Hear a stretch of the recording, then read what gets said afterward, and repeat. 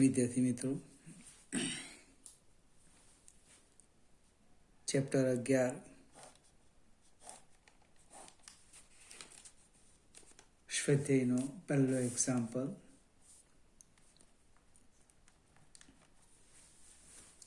Neon અને carbon ડાયોક્સાઇડના ત્રિબિંદુઓ અનુક્રમે આપેલા છે. સેલ્સિયસ અને ફેરેનહીટ માપક્રમ પર દર્શાવો.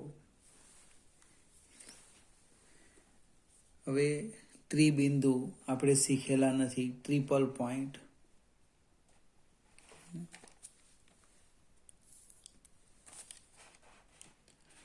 જે તાપમાને અને દબાણે જે દ્રવ્ય છે એ દ્રવ્યના ત્રણેય સ્વરૂપ સહઅસ્તિત્વ ધરાવે તો એને તે બિંદુને ટ્રિપલ પોઈન્ટ કહેવામાં આવે. આપણે એક નિયોનની વાત કરીએ.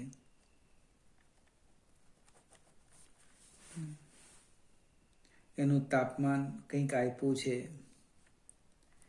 T બરાબર 24.57 કેલ્વિન, અને કાર્બનનું પણ આપ્યું છે.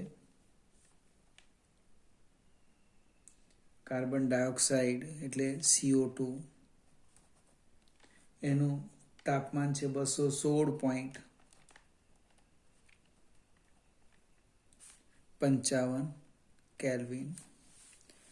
આપણે આને સેલ્સિયસ અને ફેરેનહીટમાં ફેરવવાનું છે. કેલ્વિનને સેલ્સિયસમાં ફેરવવું હોય તો 273.15 બાદ કરવાના, યાદ રાખવાનું. એટલે અહીંયા લખું છું ટી સેલ્સિયસ બરાબર ટી કેલ્વિન માપક્રમ માઇનસ 273.15. સામે તમારે લખી દેવાનું. એટલે 24.57 ઓછા 273.15 એટલે જવાબ આવશે માઇનસ 248.58 અંશ સેલ્સિયસ. ફરીથી 1 માર્કના ઓબ્જેક્ટિવમાં પૂછી શકાય. સેલ્સિયસને કેલ્વિનમાં ફેરવો, કેલ્વિનને સેલ્સિયસમાં ફેરવો, ફેરેનહીટ કોઈ પણ આપેલું હોય. હવે ફેરેનહીટનો સંબંધ છે ટી ફેરેનહીટ બરાબર 32 વત્તા 9/5 ટી અંશ સેલ્સિયસ, એટલે કે 32 ઓછા 9/5 ગુણ્યા 248.58. આ વત્તા ઓછા મેં ડાયરેક્ટ લખી દીધું છે. સાદું રૂપ આપો એટલે માઇનસ 415.44 ડિગ્રી ફેરેનહીટ આવે છે. આ જ પ્રમાણે કાર્બનનું તમારે જાતે શોધી લેવાનું. બાજુમાં લખ્યું છે એક તાપમાન, અને સેલ્સિયસમાં ફેરવો, ત્યાર પછી એને ફેરેનહીટમાં ફેરવી દેવાનું. બીજો એક એક્ઝામ્પલ આપ્યો છે.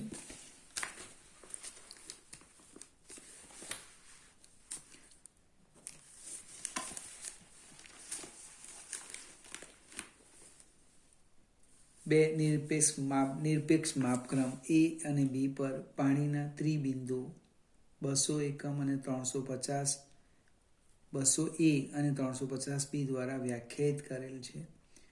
તો TA અને TB વચ્ચેનો સંબંધ શું હશે? હવે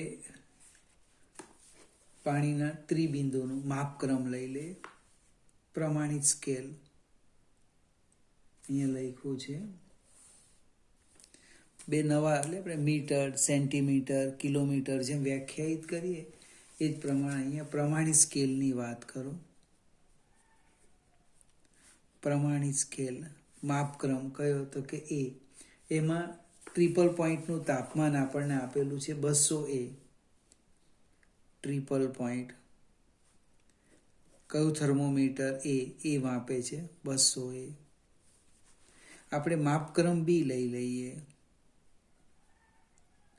માપક્રમ B પર ટ્રિપલ પોઈન્ટનું તાપમાન છે 350B. હવે પ્રમાણિત સ્કેલ પર જે આપણે ઉપયોગ કરીએ તેમાં પાણીના ત્રિબિંદુનું તાપમાન છે 3.TRA લખીએ 273.16 કેલ્વિન 273.16 કેલ્વિન એટલે માપક્રમ એ પર 1 કેલ્વિનનો વિસ્તાર લખો. માપક્રમ એ પર 1 કેલ્વિનનો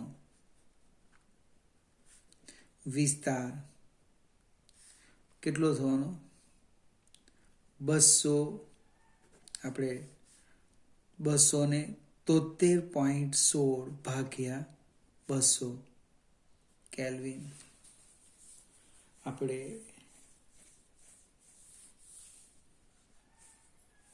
200 વિભાગે 273 તો એક કેટલા મને તો બસ 200 વિભાગ પાડી દે 273.16 કેલ્વિન તો એક કેટલા એટલે આ રીતે લખીએ. એ જ પ્રમાણે બી માપક્રમ પરનો વિસ્તાર લખીએ એટલે કે 1 કેલ્વિનનો વિસ્તાર 273.16 ભાગ્યા 350 કેલ્વિન. 1 કેલ્વિનનો વિસ્તાર લખ્યો. અથવા આમ નહીં લખવું હોય તો ડાયરેક્ટ પણ લખાય કે આ રીતે લખીએ ટ્રિપલ પોઈન્ટનું તાપમાન કે 200 એ ટીએ તો 273.16 કેટલું અને આમ ટ્રિપલ પોઈન્ટનું તાપમાન TRA એ માપક્રમ પર હું આમ લખું છું 273.16 ભાગ્યા 200 ગુણ્યા ટીએ 200 એ ટીએ તો આટલા કેટલા સેમ લખી દેવું ટ્રિપલ પોઈન્ટ બી 273.16 ભાગ્યા 350 ટીબી. હવે ટ્રિપલ પોઈન્ટના તાપમાન તો સરખા જ આવે TRA બરાબર TRB 1 મીટર બરાબર 100 સેન્ટીમીટર 1000 કિલોમીટર બરાબર 1000 મીટર બરાબર 1 કિલોમીટર. અને માપ કેવા આવવાના એકમ બદલાવાનું એકમ પણ મૂલ્ય કેવું આવવાનું સરખા જ આવવાના. 1000 મીટર લખો તો કે 1 કિલોમીટર અહીંયા એકમ બદલાયેલો છે એકમ એટલે 273.16 ભાગ્યા 200 ટીએ બરાબર 273.16 ભાગ્યા 350 ટીબી. આપણે ટી અને ટીબી વચ્ચેનો સંબંધ શોધવાના છે એટલે કે ટીએ બરાબર 200 ભાગ્યા 350 ટીબી. આ 1 મિનિટ નીકળી ગયું 5 ગુણ્યા 4 5 ગુણ્યા 7 એટલે 4/7 આવવાના.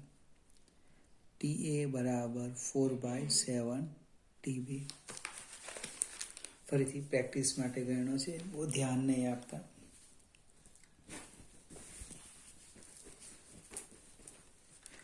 ત્રીજો એક્ઝામ્પલ એ પણ 12મા ધોરણમાં આવે છે માત્ર સમજવા માટે. કેટલાક થર્મોમીટરનો વિદ્યુત અવરોધ ઓહ્મમાં તાપમાન સાથે નીચે દર્શાવેલ અંદાજિત નિયમ અનુસાર બદલાય છે. હવે એક સમીકરણ આપ્યું છે આવું R બરાબર R0 1 plus alpha T minus T0. પાણીના ત્રિબિંદુએ થર્મોમીટરનો અવરોધ આટલો છે.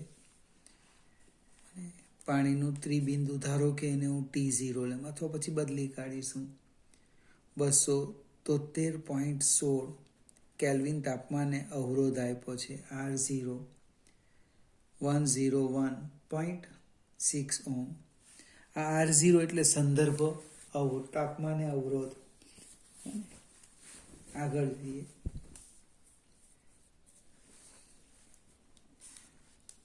શીશાના સામાન્ય ગલન બિંદુએ અને એટલે 600 બીજું એક તાપમાન આપ્યું છે T1, 600.5 કેલ્વિન તાપમાને એનો અવરોધ આપ્યો છે, એને હું R1 કેમ, 165.5 કેલ્વિન છે.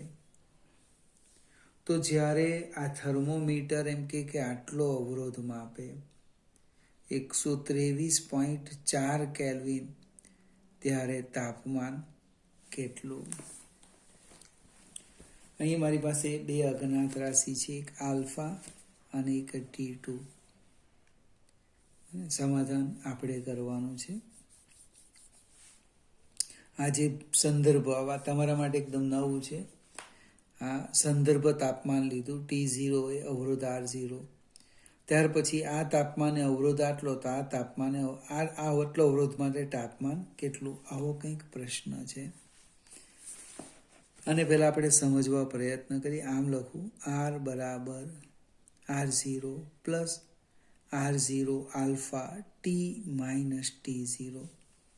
આમાં કિંમત મૂકીને આલ્ફા શોધી કાઢો અને તો પણ ચાલે. પછી R2 માટે લખો તો T આવી જશે. R1 બરાબર R0 1 plus alpha T1 minus T0 એટલે આલ્ફા આવે.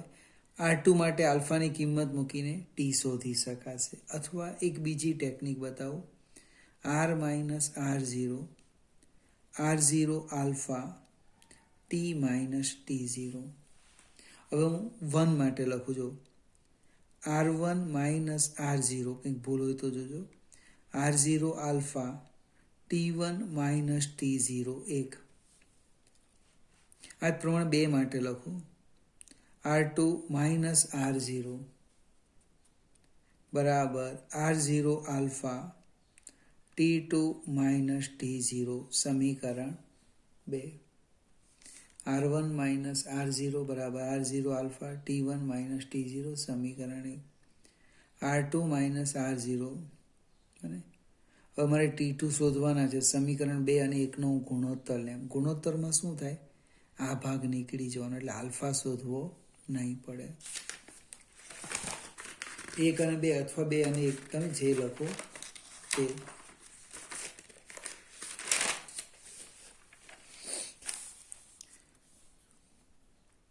સમીકરણ 2 અને 1નો ગુણોત્તર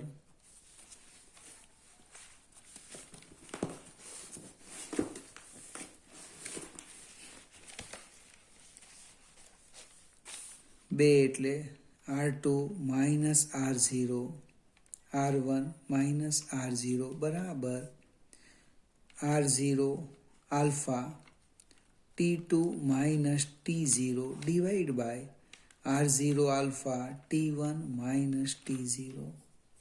જો R0 આલ્ફા નીકળી જાય છે, જેટલી કિંમત ખબર છે એ મૂકી દઈએ. R2 123.4 માઇનસ R0 101.6 ભાગ્યા R1 165.5 માઇનસ 101.6. T2 શોધવાના, માઇનસ 273.16 ડિવાઈડ બાય અહીંયા T1 છે 600.5 માઇનસ 273.16. વિદ્યાર્થી મિત્રો, અને સાદું રૂપ આપશો એટલે તમારો T2 આવી જશે. આમાંથી આ બાદ કરી દઈએ, આ તો સિમ્પલ છે હવે, કે 123.4 ઓછા 101.6 એટલે 21.8 ભાગ્યા 165.5 ઓછા 101.6 63.9 બરાબર T2 તો શોધવાના, માઇનસ 273.16 ભાગ્યા બાદ બાકી કરી દેવું 600.5 માઇનસ 273.16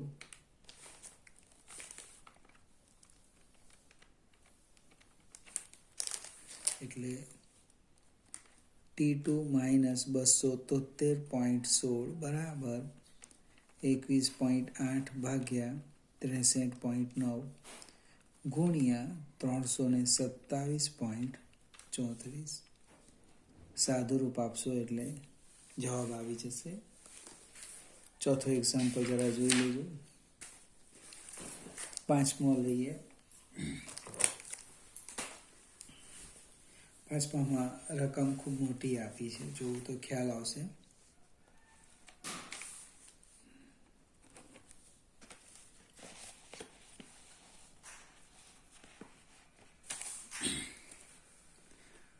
બે આદર્શ વાયુ થર્મોમીટર એ અને બીમાં અનુક્રમે ઓક્સિજન અને હાઇડ્રોજનનો ઉપયોગ કરવામાં આવ્યો છે.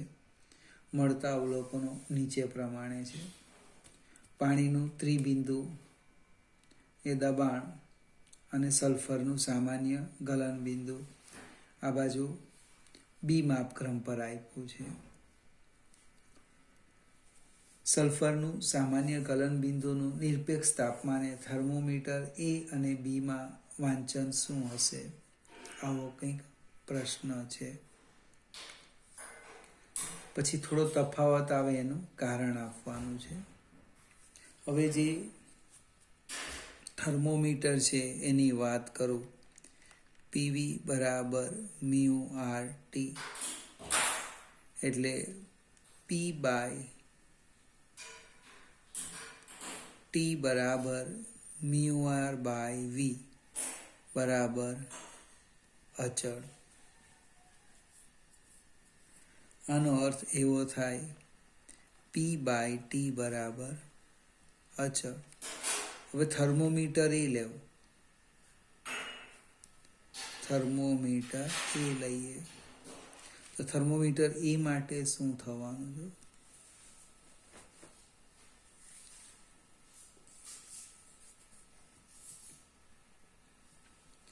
આપણે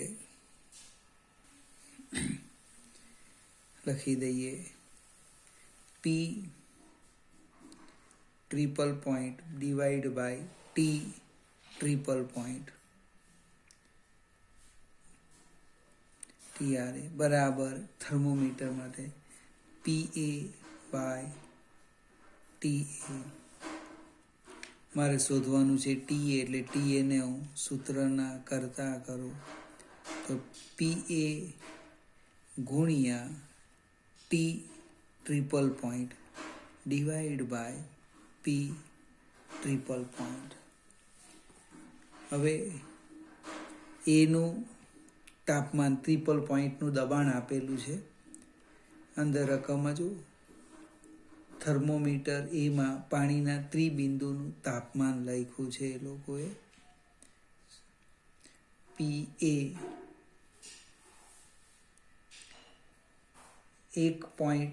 1 મિનિટ મિત્રો.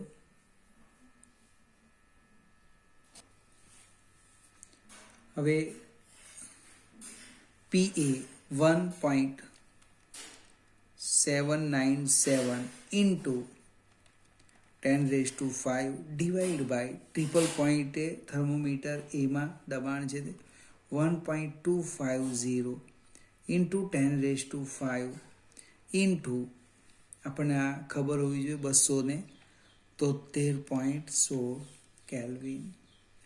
સાદુરૂપ આપીએ એટલે લગભગ હું લખું 392.69 કેલ્વિન. સેમ એક્ઝેક્ટ આ જ બધા સ્ટેપ સામે લખી દેવું. થર્મોમીટર બી લઈ લેવું અને આ સ્ટેપ લખવાના છે. Thermometer B P triple point divide by T triple point બરાબર પીબી બાય ટીબી એટલે કે ટીબી બરાબર પીબી ગુણ્યા ટી ટ્રિપલ પોઈન્ટે પાણીનું તાપમાન ડિવાઈડ બાય ટ્રિપલ પોઈન્ટે પાણીનું દબાણ. પીબી સલ્ફરનું ગલનબિંદુનું તાપમાન છે અહીંયા આપ્યું છે 0.287 10⁵ ડિવાઈડ બાય ટ્રિપલ પોઈન્ટ આપ્યું છે 0.200 10⁵ ઇન્ટુ 273.16 એટલે લગભગ જવાબ આવે છે 391.88 કેલ્વિન. તફાવત કેમ આવ્યો? અને અહીંયા 392.69 અને 331.8 કેલ્વિન. એનું રીઝન છે કે ઓક્સિજન અને હાઇડ્રોજન જે ભરેલા છે એ વાયુ સંપૂર્ણપણે આદર્શ વાયુ તરીકે વર્તતા નથી. બંને વાયુઓ આદર્શ વાયુ તરીકે એમ કે વર્તતા નથી. વિદ્યાર્થી મિત્રો, આજે પ્રવેશ હતો એ તાપમાનને લગતો હતો. 4 એક્ઝામ્પલ પૂરા કીધા. હવે આપણા જે મેઇન એક્ઝામ્પલ છે આના પછીના વિડીયોમાં સમજાવીશ.